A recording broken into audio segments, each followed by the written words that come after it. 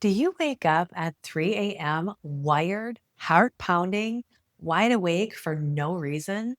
Is your sleep broken even when you're exhausted?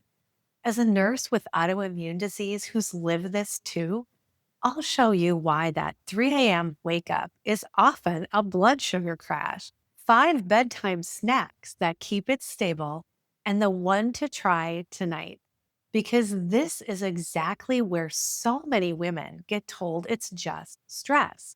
If you're in my audience, you know that 3 a.m. feeling. You're not awake because you had coffee too late. You're awake because your body set off an alarm while you were sleeping. And here's the part almost nobody explains to us. That alarm is very often blood sugar. Let me walk you through what's really going on. A few hours after you fall asleep, if your blood sugar dips too low, your body doesn't just wait politely for morning. It panics a little. It sends out cortisol and adrenaline to pull your sugar back up. Cortisol is your main stress hormone. Adrenaline is your run from the bear hormone. So you wake up at 3 a.m. with your heart racing, maybe sweaty, maybe anxious, but wide awake and staring at the ceiling. Your body did that on purpose because it was trying to protect you. It just picked the worst possible time to do it. You get told everything looks fine at the doctor, but yet your body doesn't feel fine, and that matters. If you're living with autoimmune disease, it matters even more. Those overnight hours are supposed to be your repair window. That's when your body lowers inflammation, cleans up, and resets your nervous system for the next day. Every time a blood sugar crash yanks you out of deep sleep, you lose a piece of that repair. So it isn't only about sugar. It's about whether your body gets the quiet that it needs to heal. So think in patterns here, not one magic food. When your blood sugar stays steady overnight, cortisol stays quiet too. And when cortisol stays quiet, you sink into deeper sleep. And when you sleep deep, your immune system finally gets to do its overnight work. Everything I'm about to give you is really aiming at that one thing. But before the first snack, you need to know why the advice you've probably been given can backfire for bodies like ours. So many women over 40 get told to never eat before bed. And for some people, that's fine. But if your system is already dysregulated, going 12 or 14 hours with no fuel can be the very thing that fires off that 3 a.m. cortisol surge. A small, smart snack before bed isn't a failure of willpower. For a lot of us, it's medicine. The trick is what you reach for. Reaching for the wrong thing, a handful of crackers, a cookie, and you feed that very spike and crash you're trying to stop. Reach for the right thing, and you set up your whole night to stay calm. Number one is the one I would try tonight: a spoonful of raw honey. I know, sugar before bed sounds like the opposite of what you expect from a nurse. But hear me out, because raw honey behaves differently than you think. While you sleep, your brain keeps burning fuel, and it pulls that fuel from a tank in your liver. When that tank runs low in the middle of the night, out comes the adrenaline. A small spoon of raw honey before bed helps top off that liver tank, so your body has fuel to coast through the night without hitting the panic button. And raw honey raises blood sugar more gently than regular plain sugar, so it fills the tank without a big spike. You can take a teaspoon straight or stir it into warm, not piping hot herbal tea. If the tea is too hot to sip, it's too hot for the honey, so let it cool a bit first. That's it. One small change, and for a lot of women, it's the one that quiets those 3 a.m. wake ups the fastest. I wish I'd known this many years ago. I spent a long stretch of my life waking up at 3 a.m. like clockwork. exhausted but completely wired. I'd been diagnosed with chronic fatigue from sky high obscene bar numbers, and I was told just to basically live with it. And that was not a lot of help. Nobody once asked me what my blood sugar was doing at night. And that wired but tired 3 a.m. pattern was one of the loudest clues my body was giving me. Number two, and this one keeps you steady the longest, chia pudding made with coconut milk. And here's why it works. A cracker or a piece of fruit on its own can spike your sugar and then drop it right back down, which is the crash you're trying to avoid. Chia seeds are loaded with soluble fiber, and when you soak them, they turn into a gel. And that gel slows how fast your sugar drips into your bloodstream. Adding the fat from the coconut milk, and you flatten that curve even more. So instead of a spike and a crash, you get a slow, steady line all night long. Stir 2 tablespoons of chia into a little coconut milk, let it sit, and then add a shake of cinnamon. Your body will thank you around 3 a.m. And this is where it gets important because a snack is only one piece. What you eat at night and how your nervous system is running while you sleep both work together. If you want the whole picture in one place, I did put together a free autoimmune relief and energy workbook that walks you through calming that overnight stress response step by step.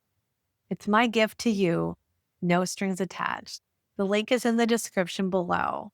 And the next three is where this really clicks. Number three brings in cinnamon on purpose. A little grass-fed cheese or a scoop of plain Greek yogurt, if you can tolerate dairy, with cinnamon and a few berries. The protein and fat here slow everything down, the same as before. But the cinnamon is the quiet hero. Cinnamon may help your cells respond better to insulin, which can help keep your blood sugar from swinging while you sleep. And the few berries give you just enough real fruit and fiber without tipping you into a spike. It feels like a treat, and it's actually working for you. When you hear everything's normal long enough at the doctor's office, like many of us have, you start to disconnect from your own body. You stop trusting what you're noticing. So if your night feels wrong, please don't let anyone talk you out of that. Your body isn't being difficult. It may be responding to instability. Number four is my personal favorite, and it does double duty. A warm cup of bone broth with a scoop of collagen stirred in. Here's the overnight piece that most people miss.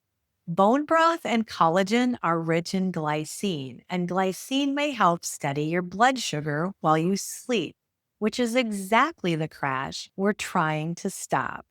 It also calms the nervous system and helps you sink into deeper sleep. I did a whole video on why glycine matters so much for inflammation, and I'll link it on the end screen so that you can click on that when we're done here. For tonight, just know that a warm mug of bone broth before bed is one of the easiest ways to get it. It's food, it's soothing, and your body knows exactly what to do with it. I've had to learn this both as a nurse and as a patient.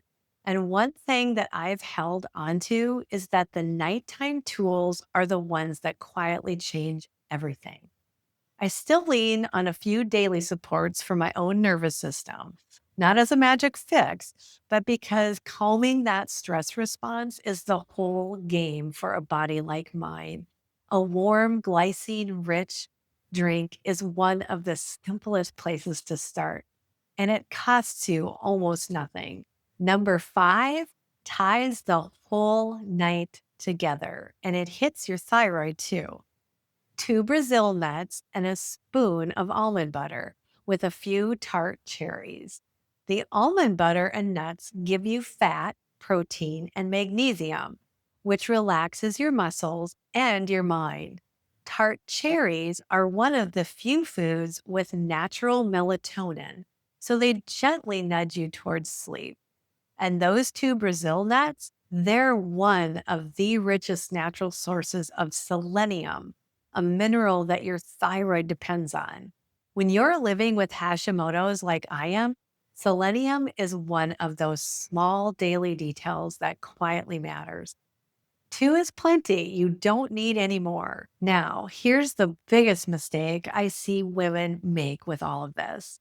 They hear about one food, honey or cherries or broth, and they pin all their hope on that single thing. Then, when it doesn't fix everything overnight, they just give up. But your body doesn't work off of one magic bullet. It works off of patterns. It's the timing. Eating a little something before bed instead of running on empty. And the pairing, always putting protein, fat, or fiber with any carb that keeps your sugars flat. Pick one or two of these snacks that sound doable and just start. That's how this works. So come back to that 3 a.m. wake up we started with. When your blood sugar stays steady through the night, your body has no reason to fire off cortisol and adrenaline. Cortisol stays low, you stay asleep, and your immune system finally gets the calm, unbroken hours that it needs to lower inflammation and repair. You're doing more than avoiding a snack crash. You're handing your body back its overnight healing window. That's the real reason any of this matters for us. A calm night isn't a luxury for a body like ours. It's where the actual healing happens. Now, before you go, I really want to hear from you. Tell me in the comments, what time do you usually wake up? And which of these five snacks are you going to try first? I read every single one of them, and your answer might be the exact thing another woman needs to see. This helped you even just a little. Give it a like so that it reaches more women. And please hit subscribe so we can keep doing this red cause work together. And please share it with another woman who keeps getting told that her labs are normal while she's up at 3 a.m. knowing that something's off. And remember, your body isn't broken, it's burdened. And when you understand those burdens, you can finally begin supporting your body the way it's needed all along. Please take care of yourself because you deserve to feel better. And remember, we're all in this together. I'll see you in the next one.